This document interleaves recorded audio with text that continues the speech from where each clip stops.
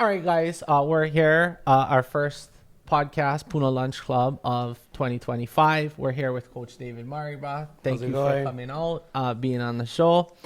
So, David is coaching the football programs down Bayfront, right? Field 8, Yeah. C5. Tell us a little bit about how you got into that, your background, where you're from, where you grew up, and kind of how you got to this point. Okay, so how's it going, everybody? Dave Murray. Originally, I'm from Keaʻau, from the Homestead area.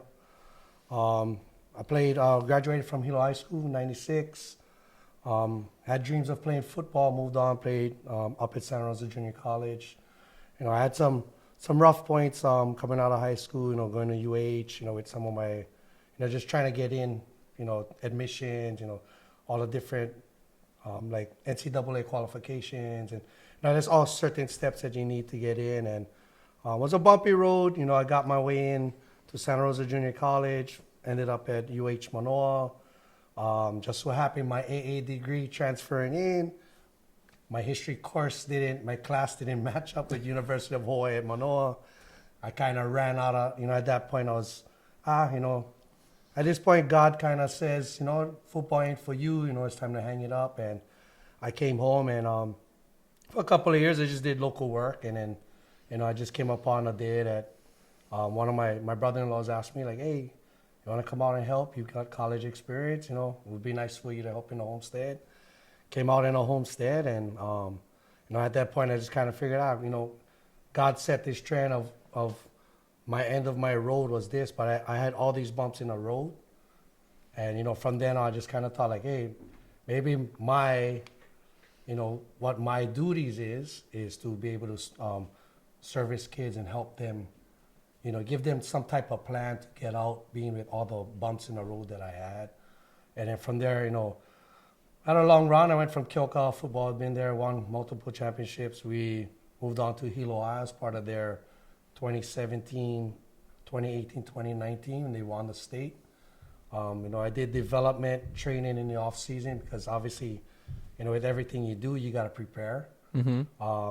I was blessed to be a part of Maurice Silva.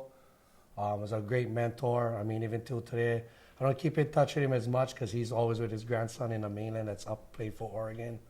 But that was one of the guys that kind of influenced me, and about giving back to the community, about trying to help more Hawaii kids be in position where they don't make the same mistakes that you made. Mm-hmm. And from then on, I just kind of created this program. It's called Cat 5, Catalyst Athletics Training.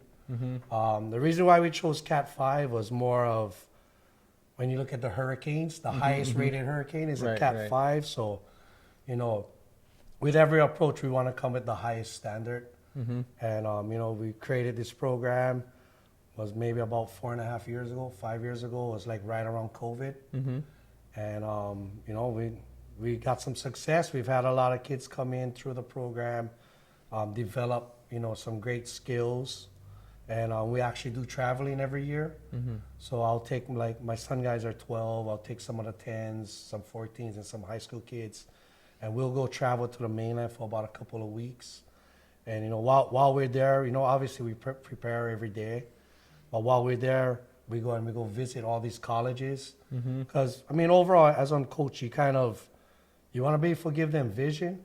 Because it's easy for me and you to go sit down and like, hey, let's chop it up and go talk stories like, man, I wish we could do this, do that, blah, blah, blah. But, when you bring in a kid into like BYU, or you're taking them into University of Utah, and they go and walk and they see the training facilities, the coaches, all the certain things that come along with being an athlete, and it's great just being able to provide some type of vision, like that they can play. And then when they walk and they see a lot of locals from Hawaii, it sparks them up, gets them excited, and stuff. So, it's kind of where I'm at right now, just trying to create more opportunities. And, obviously with that comes the preparation, discipline, and focus is super huge. And with the young ones, it's super hard. So that's kind of why, like, selling the vision of you one day can be playing on this stage, which, when we were growing up, I can guarantee when you were growing up, we've always were taught of having dreams. Like, hey, I dream to be a professional football player, or I want to be a firefighter, or I want to be, I don't know if you remember that, like in elementary school, Right, it was right. back in the day. And, this is just something that I think we can provide, for them. Nice. Yeah. Awesome. So, how many kids have you gotten into college so far? So, I'm also the head coach at Keaʻau. Since I've been at Keaʻau High, the past 2 years, I've got 11 kids. Nice. That's awesome. On partial full ride scholarships? So we had a couple that got with scholarships nowadays. It's a little, it's kind of hazy. Like there's the ones that you see on TV, they'll get the full NIL and all of that stuff. They'll get the full amount. Most people, they probably be paying, maybe like $3,000, $4,000 a year. But I mean, if you're going to a $60,000 school a year tuition, and you walking away with $12,000 as your debt, I mean, that's basically a win. Yeah. That's huge financial assistance. Yeah, For sure. yeah. Yeah. So, but yeah, I've had a handful of guys, and I've had some that, obviously their road are different, so a lot of their grades weren't great. So I provide a junior college that they can go to, which was the school that I played for. I'm super tight with it's actually the head coach, but he just retired like last week. But he was my position coach. So my ties with him is like super tight. And I sent 4 boys from Keaʻau last year. They're already 1 year in the books with their on their way to the AA degree. And like I told them, from there you can figure out what you want to do, but at least you have another shot. Even if you screwed up, with the grades and you didn't pay attention in your freshman or sophomore year, going to a junior college, it gives you a fresh start, and now you have an opportunity, and just hopefully, you're a lot older now, and you take things a little bit differently, and the process that you can trust for you is a little better, yeah. So the Cat 5 program is a Yeah. program that high school kids playing football, or like the kids playing down at Bayfront. It's a training program that encompasses all of that. Yeah. So when we start off, we build fundamental parts. So we do a lot of footwork drills, technique work drills, and then IQ of football. Most people think that you just show up like the old days. Let's go play football, and you're gonna be this great star or whatever. But as it evolved now, there's a lot of like footwork and technique work, and in reality, football is actually 85% mental. Like you gotta have an upstairs, to play ball. Right. So yeah, so we teach all 3 phases of that. Even when they're young, and obviously grow a lot faster. But what some of the advice that we do give the kids is, don't look at the guy next to you and judge yourself on where he's at, because when you show up to the field, you're here for you. It's for you to get better. So long you do 1% better today, and you do 1% tomorrow, in a year you're 365% better. So that's 3.5 times fold over from what you were when you showed up. Yeah. Nice. So, yeah. That's awesome. So how long is the program? Is it like a 6-week, 8-week, or it's just indefinitely? So normally when a season ends, like in November, we start up in December, and that's when it goes year round. But the strong point is when we start in December to July, and it's only because it's off season preparation time. Now we can work on the little things, like if you look at a boat, right? So if you have a boat, you have this one big major hole, right? So it's easy to go patch up that one major hole. But then when you have a boat that has 30 little holes, if you don't take care of the little things, those little things end up becoming major problems down the road. So, that's kind of like what we focus on. If you need help with your footwork, on your route running or your hands, and all of that stuff. So we just kind of, we do an assessment, and then we figure out how we can help you. Yeah. Awesome. So what is your coaching philosophy? My philosophy is about helping kids get ahead. I mean, obviously that got to be the why. If you're a coach, if you're there for self-recognition and stuff, then that's probably not. you're not going to last really long. And I mean, with everything that you deal as a person that's training people or coaching, you know, it's your why is going to probably be your strongest thing. And you know, like I say, when I approached this thing, the man upstairs put me in position. My road ended at that because of my AA degree didn't transfer over.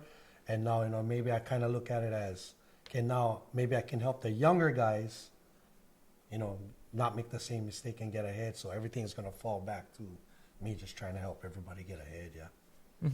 What would you say, like, one of the major differences is in the kids today compared to, like, when you were growing up? So in terms of, like, influence and motivation, like, compared to your era and today, what do you notice most? Like, how do you reach the kids today? Reaching a kid, I mean, it's a little difficult. I mean, electronics is obviously a huge distraction, and you know, there's a lot of people that, you know, with the posting of Fortnite, you know, gamers making money and you know, and all of that stuff. So a lot of kids kind of get shied away. You know, I just try to share the dream of that you could actually come in, because football, what it does, it's a little speckle of your life, but being anything, just working. I mean, you running a business, like football is going to help you. And the reason for it is there's going to be great times, there's going to be bad times. But no matter what, you still got to go back to the table on Monday, strategically figure out, okay, how am I going to fix this? So, you know, for instance, if you build houses, or, you know, hey, we had this dilemma. We got to go back in on Monday. We got to go and figure out how we're going to take care of it so we can continue to move forward, yeah. So, you know, a lot of the differences with my age was we didn't have electronics. We grew up at the park. Right. You know, it's when you wake up at 7, it's grandma telling you, don't come back until it's dinner time. You know, so I'd spend days, I mean, every day down at Keaʻau Hall, and I mean, just with that alone, I mean, staying physically active all day. And Right. you know, most of the kids, they don't have that opportunities. They don't have guys just, hey, let's go down to the park and let's go play catch, or let's go shoot some hoops. You know, there's a lot of things that's a lot of influences going on in the world that kind of shy them away. So that's kind of the difference. Nice. So do you feel like there's a lot of pressure on you, like coaching the kids, kind of mentoring them, helping them to get into college, get those scholarships, or is it something that you've just been doing so long it's kind of just, you know, part of the job? And how do you deal with that kind of expectation and pressure, right? Because for some of these kids, it could potentially be like maybe one of the only ways, right, out, right? Yeah. You know?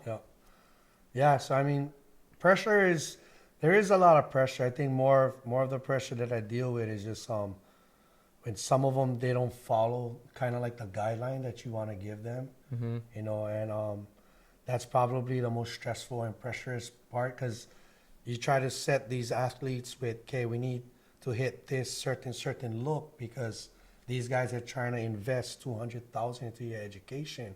They want you to look this certain way. And then we would hit maybe the off season. A lot of kids might be like, hey, you know what? I want to go train with this guy. And so now it applies pressure to me, because now I have a recruiter that's getting back to me like, hey, what's up with this cat? Like, you know, how is he looking? But I'm not responsible for his off-season training. Right. So now it's kind of like I can't just go and throw my name out there and destroy it, because everybody else down the line, you know, I won't have that credibility with that coach, you know? Right. So, you know, that's kind of like a lot of the stress and pressures that I got to deal with. And, you know, but there's certain ways that I just kind of look at it like, hey, you know what, if that's what he wants to do, that's what he wants to do. But, you know, I do explain to them that with every decision come consequences. You know, you're going to deal with whether it's good or bad. Right. You know, somewhere it's going to pop up down the road, you know? So what are like some of the biggest upsides and some of the biggest downsides you see within the kids in the community nowadays? Like, what are some of the things they're flourishing at, and what are some of the problems they're having? Well, in our community, we have, don't get me wrong, there's a lot of talented kids. I think one of the biggest things that they have to battle is confidence. And coming with confidence is, you know, obviously like what we try to provide, because if you look a certain way, you move a lot quicker. You understand the game. You're able to establish yourself as where the coach is now like, wow, this kid is smart. He can move. He understands what's going on. So now the confidence is really up now for them, you know. And I think that a lot of kids that maybe don't get the opportunity to come and work out, maybe that's why their confidence gets shy. Or even could be that, you know, you always have those uncles that always would say like, nah, don't worry about it. You guys not gonna win, or you like, you know. And most people don't understand it, but it actually affects the kids, you know, a lot. Right. You know, sometimes because we don't know what they're battling, yeah. Mm-hmm. So yeah, I think that's probably the biggest battle that the kids have is like just being confident, being able to walk into this stage and be able to perform, yeah. Right. So I think along with that is, you know, a lot of them don't want to let people down, Mm-hmm. you know, and it's a crazy battle for these kids nowadays. I bet. Yeah.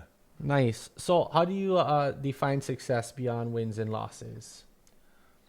I mean, looking at the long road, you know, everybody set goals. Mm-hmm. You know, wins and losses, you gotta have losses. Losses is where you're gonna learn. You gotta make mistakes. You know, the more loss. I mean, obviously you don't want to lose it nonstop. You know, you don't want to be stuck in that trend. Coach, we're learning every game. Yeah, I mean, and I feel for coaches that, you know, coach and, you know, they don't win, and it's hard to keep the kids motivated, but, you know, just being able to showcase the kid like where he started and where he's at now, Mm-hmm. I think that's probably the biggest look that you can probably sell any kid. Right. You know, like I've like, for instance, I had a kid come in to me last year. He was a defensive end, Mm-hmm. maybe 5'8", 170 pounds. I mean, really out of shape. And in 6 months, he's put in work, and he plays slot receiver and he plays linebacker Mm-hmm. in 6 months. Mhm. And he's starting 10th grade on the varsity. Nice. And, you know, and we had another kid that never did play no sports at all. Off the couch, comes in at 320, 6'3", and within 6 months, he's starting on our varsity, makes all BIF, and he's now known as one of the best linemen graduating this year off of this island. Nice. At So- Keaʻau? Yeah. Awesome. Yeah, and, you know, it's just basically, you know, what they put in. Mm-hmm. The effort is huge. Right. So, Of course. So what do you think is the most challenging aspect of leadership? that's on tough on parents. The parents? Parents, yeah. Yeah. I mean, I would say, yeah, parents. Uh-huh. Administration, I mean, like at Cal, I'm blessed to have an administration that, Mm-hmm. you know, supports what we're doing. And even administration, like my wife is our administration, so, you know, she helps supports what we're doing, you know, for the kids. And Mm-hmm. but yeah, sometimes, I mean, the stress is some parents, you know, they might be living in their glory days still, Yeah. you know. And I mean, obviously they have their opinion, they have their perspective, you know. But yeah, that's probably, I don't want to go on too much, and it's like Yes. Is it like sideline coaching? yeah. Why are you not doing this? How Right. come they're not running? You should be passing. Like huh? I've had a crazy one be like, oh, what kind of plays are that, man? Do they know what they're doing on the offense? And then I was like, the last I checked, we're number 2 in the state offensively. I'm like, how are we failing that bad? You know? So I mean, you know, I'm like, oh, sometimes you just gotta block it out, move on. Yeah, So. I got you. So, is there anybody that you would say is uncoachable?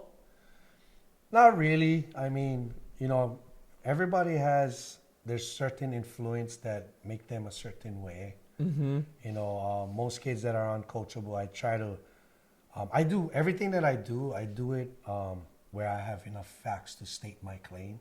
Mm-hmm. So like if I'll teach you this certain technique and in the next 3 days you want to go ahead and go decide to do your own thing. Mm-hmm. And then when we run the scrimmage, you make an error. Now I'm going to go back and I'm going to state my claim. Now that's why you should have listened to what I did. So now since you don't want to do your job, Now I'm gonna give this other guy a shot. You know, so yeah, that's it's That's how you coach the uncoachable. yeah, you know, Yeah. just well, the truth is the facts is the facts. There's no way around it. You can't get away from it. You know, Right. and some, I mean, I've got a couple of kids that, you know, they got the attitude thing and all of that stuff. And I'm actually, quoting, this is out of Urban Meyer's book, but it's called BCD, Blame, Complain, and Defend. And most of the kids that have that type of attitude is because they're blaming everything because it's not working out. You know, they're complaining, oh, because I need this or I need that. And obviously defending themselves when you're trying to correct them. So, yeah, that's probably one of that BCD thing. Is, Right, I mean, it's right. common. Hey, don't get me wrong. I have it too. Like, you know, like, so it's just being able to, you know, recognize that and be like, oh, man, you know, I got to make a change here. Right, you know? right. So, You got to be coachable, Yeah. and yeah. So I think that's huge too. Always being a student, right? And Yeah. taking the positive criticism and being able to say, okay, maybe I can learn from this and apply it, you know, and then see what happens. So I was actually watching this post this guy made, and he was actually talking about, I guess what we would call in modern day haters, right? Yeah. And so he was saying he was thanking all his haters because they were pointing out all his weaknesses. Right. So instead of him saying like, yeah, you know, just taking it as hating, he's like, well, now you made me better because you showed me where my weakness was. I went and fixed it, and now I'm that much better Right. because of, you know, you helping me out. So yeah, I think you always got to be coachable and be able to take that kind of You constructive figure like criticism, even yeah. like in life in general. I mean, you're working on a regular job, dude. If you ain't coachable, guess what's happening? You're fired. There you go, Your right? family's starving. Your girlfriend just left you. You know, that's the way you look at it. You know, your wife is like, "Bro, you don't have money. I'm out." Like, you know, I mean, Yeah. you know, and you know, so we try to utilize. You hear comments like that. I'll throw comments out there like that, and you know, it's just so I can lighten myself. I'm not trying to be too rah rah rah rah, you know, and being Right. that heavy coach and try to turn the kids off, you know. Yeah. So being from Keaʻau, right, and having that tight knit community and family support, how do they feel about you coaching at Keaʻau? Oh man, that's like probably the one of the great. I mean, my sister guys, all Vikings, you know. So like, I mean, I'm wearing my Keaʻau stuff when I go to family gathering. And, I mean, I get the look, but you know, I mean, don't get me wrong. I love that I graduated from there. But you know, overall, at this moment, the man upstairs has put me in this spot for a reason. Right. You know, if I was supposed to have been back in Keaʻau or coaching up at Heʻs High, then at this moment, the man upstairs would have put me there. And right now, I guess there's work for me to do in this area. So, you know, but it's like how you said. I mean, he walking up to the house and like, boo, get out of here with that. I'm like, so what I try to joke back. I'm like, hey, you don't have to get mad at me. They're like, why? I said, Keaʻau, Keaʻau, just add K-A-H-A, we're Keaʻau. So like everybody went, ooh, that's a good one, you know. So yeah. But now other than that, I mean, I still got a lot of friends back in Keaʻau that, you know, respect, and then they see and they love just seeing that, hey, he's just trying to help kids get ahead, you know. So yeah. So I guess you posted something on your Instagram, right? A quote that says the obsession of becoming a better person is something that our kids don't have anymore. Right. Elaborate on that. Well, like with that post, you know, it's just about preparation. You know, everybody wants the glory at the end. People don't understand the type of work that it takes to get there, and that's like being like every day you gotta have a habit. Like, you know, you gotta be up.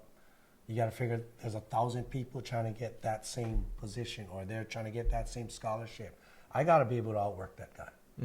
You know, whether it's in the books, understanding my technique, working out in general, being in shape, eating better. Like, you know, there's all these certain pieces of the puzzle that come together to create that elite, you know, person trying to get to that level, yeah. And you know, like with that video, you know, it talks about people want the glory, but they don't want to put the work in. You know, and basically everything that you put in, that's the results you get back. For sure. How do you think like the physical fitness influences like the mental portion of not only the game but of life in general? Just like in general, like working out and stuff. Yeah, how do you think like being physically fit translates to like your mental endurance or your mental dexterity? Well, I mean, there's a lot of two things. Like through my perspective, is number one, when you're let's say lifting weights, you hit this certain plateau, and it's a battle. Like you're like, yeah, I've been benching for how long? Trying to get to 330. I'm stuck at 310. Why am I stuck at 310? And for some reason, you hit this certain plateau. So strategically, I mean, in my mind, it's about, okay, in life, I'm gonna hit this certain wall.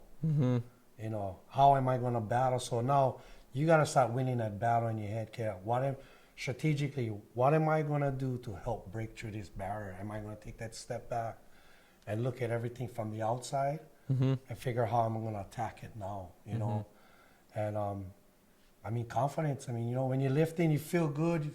You're walking out the gym. I mean, Swole is the goal. yeah, Size is swole the prize.